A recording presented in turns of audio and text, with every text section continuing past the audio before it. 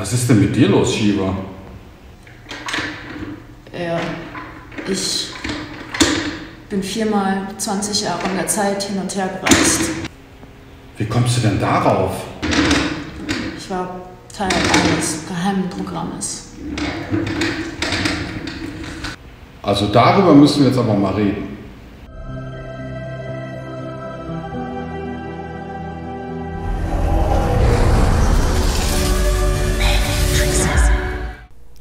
Hallo und willkommen zu einer weiteren Folge von Matrixa TV mit Jonathan und Shiva. Ja, wir haben uns heute zusammengefunden, um über ein wichtiges, interessantes Thema auch zu sprechen. Und ich kann euch versichern, es wird schon ziemlich abgedreht. Und zwar geht es nämlich um das Secret Space Programm. Genau, hat vielleicht der eine oder andere schon gehört von euch. Das ist ein Programm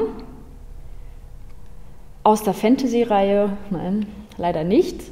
Secret Space Programm, da werden Kinder rekrutiert von einem geheimen Weltraumprogramm sozusagen. Diese Kinder werden ausgebildet zu Soldaten und in den Krieg gegen andere Aliens geschickt. Wir waren auch dabei und deswegen berichten wir euch davon. Wir kennen das noch alles nicht so in seiner Gänze, aber genug, um euch davon zu berichten und damit ihr euch vielleicht selbst ein Bild machen könnt und euch damit auseinandersetzen könnt. Ja, und zwar haben wir natürlich durch die Praxis der Dissoziation, hypnagoge Zustände, Astralreisen und dergleichen, haben wir solche Informationen erhalten, dass wir anscheinend Teil dieses Secret Space Programms waren.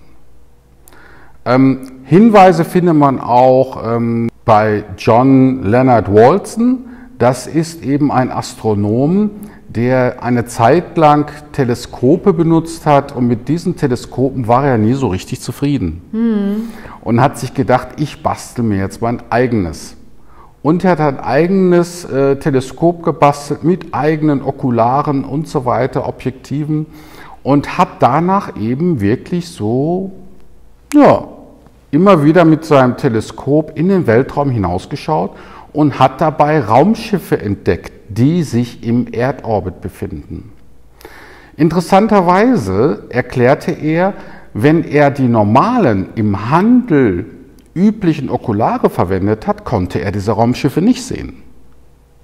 Diese Raumschiffe konnte nur er mit seinen eigenen gebastelten Okularen entdecken. Und das finde ich schon sehr interessant, oder? Genau. Er hat ja auch Videos dazu gemacht, das heißt, man kann die sehen. Ja, man kann diese Raumschiffe sehen. Schaut mal bei YouTube auf seinem Kanal. Er macht auch Mondvideos und zeigt auch andere Planeten aus unserem Sonnensystem. Und sehr interessante Schlussfolgerungen, sehr interessante Dinge, die man da sieht, wo man wirklich nur mit offenem Mund staunen kann. Und sehr zu empfehlen. Jedenfalls ist er eigentlich so ein Hinweis für uns in der äußeren Welt, dass wir uns da vielleicht gar nicht so geirrt haben. Ne? Weil wir wissen ja, was man in der Dissoziation wahrnimmt, ist für uns real, ist für uns die Wahrheit. Ne? Und die Dissoziation hat die Fähigkeit, durch alle Tarnungen hindurchzuschauen, durch alle Verschleierungen, durch alle Manipulationen und dergleichen. Und darum ist es uns auch so wichtig, sie zu praktizieren. Was wir eben durch unsere Recherchen herausgefunden haben, ist, dass wir beide Teil des Secret Space Programms gewesen sind und wir haben einige Hinweise dazu gefunden. Also beim Secret Space Programm geht es darum, dass eben Menschen rekrutiert werden für den Krieg gegen Aliens. Genau. Und die holen dann einen schon ab, wenn man so 5 Jahre alt ist, nehmen einen mit auf ihr Raumschiff zu einem anderen Planeten, manchmal der Mars, wird oft erwähnt in diesem Zusammenhang. Und dort wird man dann 10 Jahre ungefähr ausgebildet, 5 bis 10 Jahre ausgebildet und danach in den Krieg geschickt. Und die Dienstzeit beträgt so im Schnitt 20 Jahre. Und nach diesen 20 Jahren, in dem man sich in einer Art Klonkörper befunden hat, wird man dann wieder zurückgeschickt, 20 Jahre in der Zeit, und wieder an dem Punkt ausgesetzt, natürlich mit Amnesie, an dem man abgeholt worden ist. Genau, also es funktioniert so, von deinem Körper wird ein Klon erschaffen, ein physisches Abbild und ein Teil deines Bewusstseins oder ein Großteil deines Bewusstseins wird eben aus diesem Körper in den Klonkörper transferiert und genau. Ja. Dann wirst du ausgebildet. Und ausgebildet heißt nicht nur, du kämpfst mit Waffen, du hast da auch mehr Fähigkeiten, als du hier hast. Oh ja, also es werden auch Psi-Fähigkeiten unterrichtet, zum Beispiel telekinetische Abwehr. Ja? Genau. Das heißt, du lernst da wirklich Menschen oder Wesen wegzuschleudern mit Hilfe deiner Gedankenkraft. Oder telepathische Kräfte und dergleichen werden dort eben eingesetzt und unterrichtet, damit ihr im Kampf gegen andere außerirdische Kräfte bestehen könnt. Genau. Und das passiert mitunter nicht nur einmal, dass ihr einen Klonkörper bekommt, sondern mehrfach. Also wir waren auch beide mehrfach in dem Secret Space Programm. Ich wurde, glaube ich, 4-mal dahin beordert und du, glaube ich, auch 3-4 Mal. Und das heißt, wir sind eigentlich im Grunde unseres Herzens nicht so alt, wie wir sind, sondern ungefähr 80 Jahre älter. Ja. Ja, Shiva, erzähl doch mal, was du für Hinweise hast, dass du Teil an diesem Secret Space Programm gewesen bist. Genau, also im Alter zwischen 4 und 8 Jahren, damals in der DDR, so traurig es ist, gab es kein Fernseher und kein Radio. Also mit 4 Jahren wusste ich, ich wurde entführt und ich hatte hinter meinem rechten Ohr immer so, ich hatte immer den Eindruck, das wären Sonden, irgendjemand hätte mir da was implantiert. Welches 4-jährige Kind kommt auf die Idee, wenn von außen keinerlei Einflüsse kommen können und durch Fernsehen, Radio, obwohl sie im Radio sowas sowieso nicht erwähnen würden, kommt er auf die Idee, entführt worden zu sein mit Implantaten und Sonden hinterm Ohr. Und das ist ja schon mal einfach ein ganz gutes Indiz, dass da was dran ist. Weil ja, das ist schon erstaunlich. Also mit 4 oder 5 Jahren, ohne irgendwie darüber was zu wissen. Ja, und das in Folge. Ja. Also mir ist das 4-mal etwa aufgefallen. Und das sind auch etwa die 4-mal, die ich so rausgefunden habe. Also 4 Jahre in Folge, immer zur gleichen Zeit hatte ich dann dieses Gefühl, ich wurde entführt und ich hatte diese Sonden hinterm Ohr. Aha, also du hattest mit 4, 5 Jahren das Gefühl, Sonden waren hinter deinem Ohr. Warum hast du die Sonden genannt? Ich weiß nicht, ich war ein Kind. Ja, ich meine, wie hast du das für dich definiert als Kind, was eine Sonde überhaupt ist? Ich glaube nicht, dass ich es Sonde genannt habe. Ich wusste nur, da wurde was von außen, von irgendwelchen Aliens oder keine Ahnung was reingemacht und ich wurde entführt. Das war meine Erklärung. Also vielleicht so eine Art, ich habe immer gedacht, das ist ein Sender, damit ich geortet werden kann. Ah, okay, damit man dich wiederfindet. Ah ja, okay. Ja, dann ist Sonde ja recht passend. Ja. Und ja klar, in der DDR gab es nicht für viele Radio und Fernsehen. Ja. Und selbst wenn es das gegeben hätte, hätten die da bestimmt nicht solche Sachen erzählt. Nein, und meine Eltern waren auch kein Stück offen für sowas. Ja. Also das finde ich schon ein Indiz. Also, dass du da zumindest von Aliens besucht worden bist oder vielleicht sogar von Menschen, die eben Teil des Secret Space Programms sind. Ne? Ja, sehr wahrscheinlich, ja. Und die Menschen arbeiten da mit anderen Aliens zusammen bei dem Secret Space Programm, um eben gegen andere Aliens vorzugehen. Genau. Häufig sind das wohl Territorialverteidigungen, vermute ich mal, aber ich denke mal, das kann auch durchaus wirtschaftliche Gründe haben, warum das gemacht wird. Und ja, wir wissen ja schon seit dem Hacker Gary McKinnon, der ja irgendwie über 90 NASA-Computer gehackt hat und hat auf denen Excel-Tabellen gefunden. Und diese Excel-Tabellen waren Listen mit außerirdischen Raumschiffpiloten. Und das hat ihm ja damals keiner geglaubt, aber irgendwann ist er ja erwischt worden und da stand nicht die NASA bei ihm vor der Tür, sondern das Militär. weil die NASA wird ja eigentlich, es wird eigentlich als Privatorganisation dargestellt, aber tatsächlich entspricht das nicht der Realität, sondern da steht schon irgendwie eine Sondergruppe des Militärs hinter, die eben die NASA sozusagen verwaltet und instruiert. Darum standen auch beim Gary McKinnon plötzlich Militärsoldaten vor der Tür und haben ihn dann einkassiert. Ja, und wurde dann in Haft gesteckt. Und die verlangten dann von der englischen Regierung, weil Gary McKinnon war ja ein Engländer, und die verlangten von ihm, dass er pro Computer, den er gehackt hat, 1 Jahr Gefängnisstrafe bekommt. Ach, um Gottes Willen. Ja. Das heißt also, dass er 90 Jahre lang ins Gefängnis sollte, dafür, dass er eben NASA-Computer gehackt hat. Und es war jahrelanges Hin und Her, ob er denn nach Amerika ausgeliefert wird, kennt ihr auch alle von Julian Assange, der ja auch irgendwie solche Probleme bekommen hat. Und da sieht man das ja. Und interessant finde ich dabei eben, was er entdeckt hatte, diese Excel-Tabellen von außerirdischen Raumschiffpiloten. Er hat gesagt, er hat sogar Handelswege da gesehen. Also er ging davon aus, dass das Handelsschiffe gewesen sind. Ja. Somit gibt es also ein geheimes Weltraumprogramm, Secret Space Program, das eben dafür sorgt, dass dieser Handel weiterhin stattfinden kann mit anderen Planeten, höchstwahrscheinlich mit anderen Matrix-Planeten, könnte man vielleicht sagen.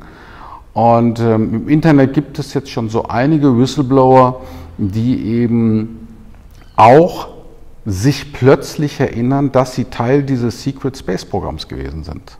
Genau. Und man wird nicht nur ausgebildet zum Soldaten. Was wir herausgefunden haben, ist, dass man auch zu Diplomaten ausgebildet wird. Ja. Für diplomatische Verhandlungen zwischen verschiedenen Rassen etc. Genau, das hat man vergessen zu erwähnen. Ja, und ja klar, ich denke mal, da wird man zu verschiedenen Sachen ausgebildet. Ne? Vielleicht zu Telepathen. Ja. Bei Verhandlungsgesprächen Telepathen neben sich sitzen zu haben, ist sehr praktisch. Ja? Da kann man nämlich durch den Telepathen genau abchecken, ob da irgendwie was faul ist an dem Handel. Ne? Und ob denn eben der Verhandlungspartner auch wirklich läutere Absichten hat. Ne? Ja, du hast also gesagt, du bist mit 4 Jahren, 5 Jahren häufiger entführt worden. Gehen wir mal davon aus, dass das jetzt Teil des Secret Space Programms gewesen ist, dann müsstest du ja entführt worden sein. Dann hat man deinen Geist in einen Klonkörper gesteckt und hat dich dann eben da ausgebildet zu einer bestimmten Funktion. Genau. Ne? Krieger, Telepath, Psychokinet, denke ich mal, sind so die 3 Standardprogramme, die da laufen. Also angeblich war ich Diplomat. Ja, richtig. Oder eben Diplomat, ne? Für also für Verhandlungen mit anderen Aliens und richtig. Und also wenn ich jetzt zum Beispiel bei mir schaue, also ich hatte als Kind nicht das Gefühl, dass ich entführt worden bin. Nee, aber ich weiß, du hast mal von einem Traum erzählt. Und der ist schon sehr, sehr indizlastig. Ja, also einige Träume, die ich da hatte. Also ich habe mal meine Aufzeichnungen, das heißt meine Traumaufzeichnungen durchstöbert, was in einem Zusammenhang zum Secret Space Programm stehen könnte und habe da tatsächlich einige seltsame Träume gefunden. Wir sind alle gespannt. Ja. Also ein Traum, den kann man auch in meinem Blog auf matrixblogger.de nachlesen. Dieser Artikel hieß Entführt im Walt Disney Anzug, Schlafanzug. Ja, richtig. Und zwar habe ich da nämlich geträumt, ich war 5 Jahre alt und hatte immer so nachts so einen Walt Disney Anzug an. So einen Schlafanzug, ne, wie man so kleinen Kindern halt mal verpasst. Ne? So einen Schlafanzug hatte ich an und ich weiß noch, dass ich dann morgens wach geworden bin, also das habe ich alles geträumt, dass ich morgens wach geworden bin, weil ich meine Eltern reden hörte.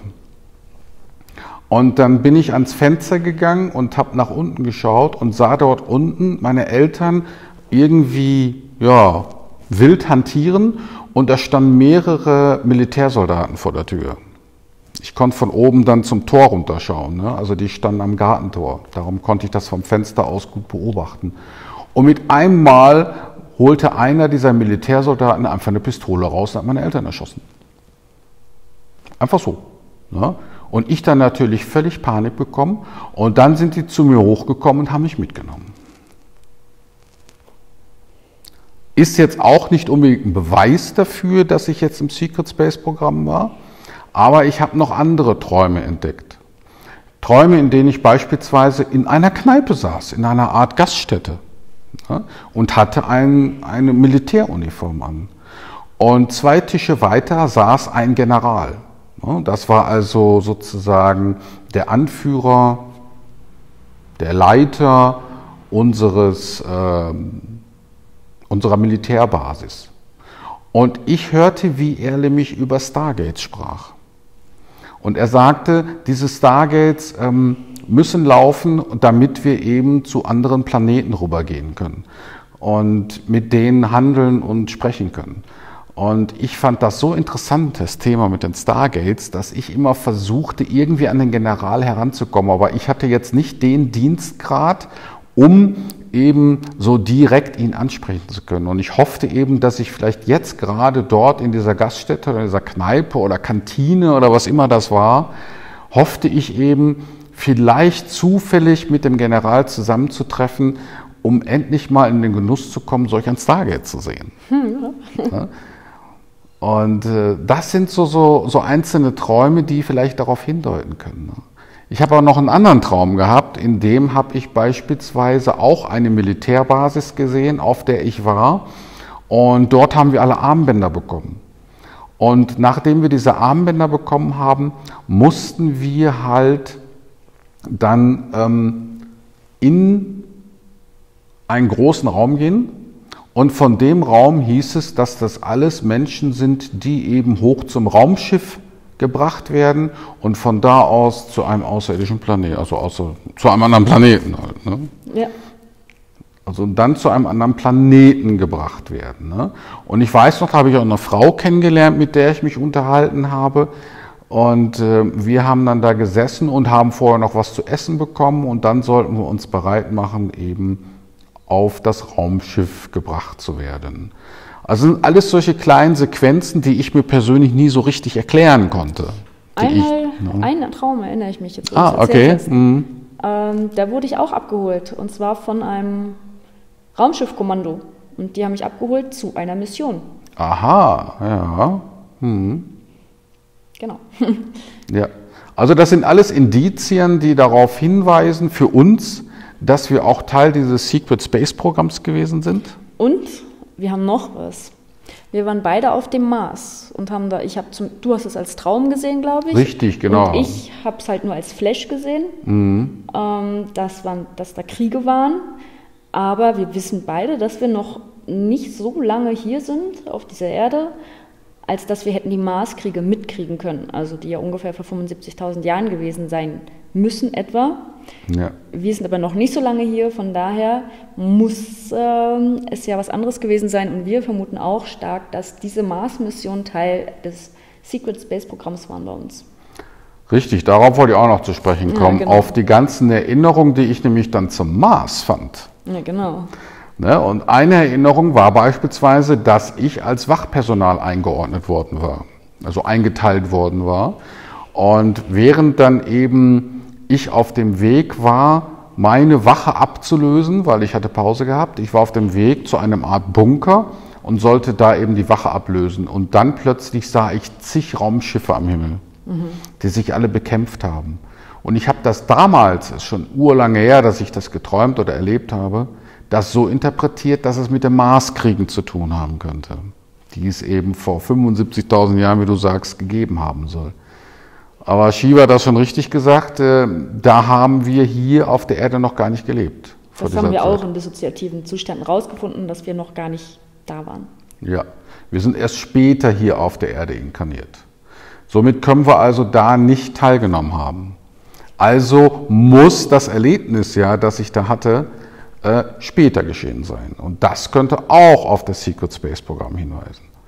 Ein weiteres Erlebnis, was ich habe, ich weiß noch, dass ich in einer Art großen Platz war, wo man eine Bühne aufgebaut hat und ich war auf dem Mars. Da hat man eine Bühne aufgebaut und da sollte gleich der General kommen und irgendwie eine Rede halten, eine Ansprache über weiteres Vorgehen, Mission und so weiter. Und unten haben die überall Stühle aufgestellt. Und dann saßen wir da bestimmt so mit so 100 Leuten, saßen wir dann da so und haben dann gewartet, bis der General kommt.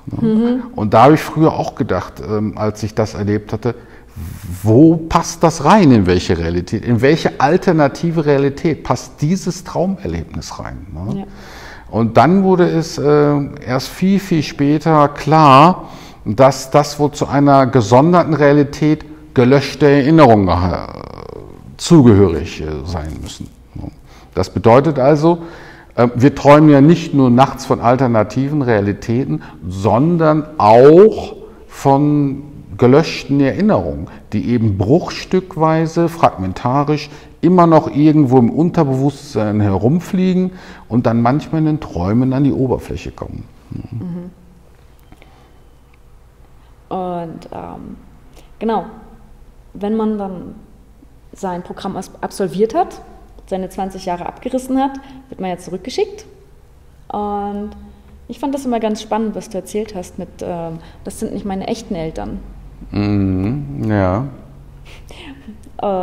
Du kommst ja natürlich nicht wieder genau in diese Realität rein. Richtig, also man muss sich ja bedenken, nachdem man diese 20 Jahre Dienstzeit hinter sich hat, wird man ja mit seinem Bewusstsein 20 Jahre zurückgeschickt und wieder genau an der Position ausgesetzt, wo man damals entführt worden war. Und das erklärt für mich auch, warum die Militärsoldaten einfach meine Eltern erschossen haben. Es war ja irrelevant. Ja. Ne? Weil wenn die mich wieder zurück in der Zeit schicken, sind die Eltern ja wieder lebendig. Genau. Darum war es eigentlich egal, die Eltern zu erschießen, in Anführungsstrichen egal. Ja? Weil das ja im letzten Endes irgendwie nicht unbedingt dann für mich Realität sein wird, dass meine Eltern tot sind. Ja, das ist also schon, da muss man so ein bisschen um die Ecke denken bei der ganzen Geschichte. Ja, Zeitreisen machen Kopfschmerzen. Ja, ganz genau. Sprichwort. Richtig. Und ja, und das ist eben der Punkt, den wir versuchen anzusprechen. Ne? Weil ich habe mich immer über einige Träume gewundert, die ich nicht einordnen konnte. Die meisten Träume konnte ich alle einordnen in bestimmte alternative Realitäten. Ach, das ist Realität 17, sagen wir mal, das ist Realität 20, das ist Realität 26 und so weiter. Das konnte ich immer alles einordnen. Aber diese Träume konnte ich nicht so richtig einordnen und bin da schon davon ausgegangen, dass es eventuell Erinnerungen sein können, aber wo sollten die herkommen? Ja. Wo sollten die herkommen? Und das Secret Space Programm ist dann natürlich eine, wie soll ich sagen, eine sehr optimale Erklärung für diese Träume, die ich da hatte. Und auch für deine Erlebnisse. Ja. Dass du mit 4 Jahren da schon dich erinnert hast, dass du da entführt worden bist. Ja. Obwohl du noch gar nichts von Aliens wusstest oder irgendwie Ahnung gehabt hättest davon. Ja, ihr Lieben, also es ist ein spannendes Thema. Wir wollten es auch nur mal angeschnitten haben, obwohl es wahrscheinlich schon wieder, keine Ahnung, bestimmt 30 Minuten sind. Nein. Und damit ihr euch damit auseinandersetzen könnt, dass hier auf unserer Welt mehr geschieht, als man so mit dem bloßen Auge sehen kann oft. Ja, allerdings. Also wir haben da auch noch andere Sachen gesehen, die gehören aber jetzt nicht zum Thema Secret Space Programm, aber da reden wir noch in den nächsten Videos drüber. Ja, das wird auch ein sehr creepy, gruseliges, mega spannendes Video. Und ja, wir verraten nicht so viel. Nee, wir verraten nicht so viel. Nein. Das kommt später noch. Und das zum Secret Space Programm. Wir würden uns sehr freuen, wenn ihr selber irgendwelche Erlebnisse oder Erinnerungen vielleicht habt, die ihr nicht einordnen könnt und vielleicht vom Muster her ähnlich sind wie unsere Erinnerungen. Da könnt ihr ja mal in eurem Bewusstsein oder in euren Erinnerungen, die euch verblieben sind, forschen und dann unten in die Kommentare schreiben. Genau, oder? Da würden wir uns sehr freuen. Ja, vielleicht können wir da noch ein paar Puzzlestücke zusammensetzen und vielleicht herausfinden, mehr über das Secret Space Programm herausfinden, als es bisher der Fall ist. Weil es ist eben ein Secret Space Programm, ne? Ein geheimes Weltraumprogramm. Ne? Und Geheimnissen auf die Spur zu kommen, ist dann immer ein bisschen schwieriger. Aber wir sind auf dem Weg und vielleicht habt ihr ja auch Erinnerungen, die ein ähnliches Muster aufweisen. Genau, wir haben auch schon einige Videos dazu natürlich geguckt von diesen Whistleblowern etc. Und genau, wir sammeln Puzzleteile. Ja, also wenn ihr Lust habt, könnt ihr dann eure Puzzleteile gern unten ergänzend hinzufügen. Ja, wir freuen uns, dass ihr wieder dabei wart, bei den Matrixern und unseren Ausführungen gelauscht habt. Ja, richtig. Schön, dass ihr dabei wart und wir freuen uns sehr Aufs nächste Mal. aufs nächste Mal. Macht's gut. Ciao.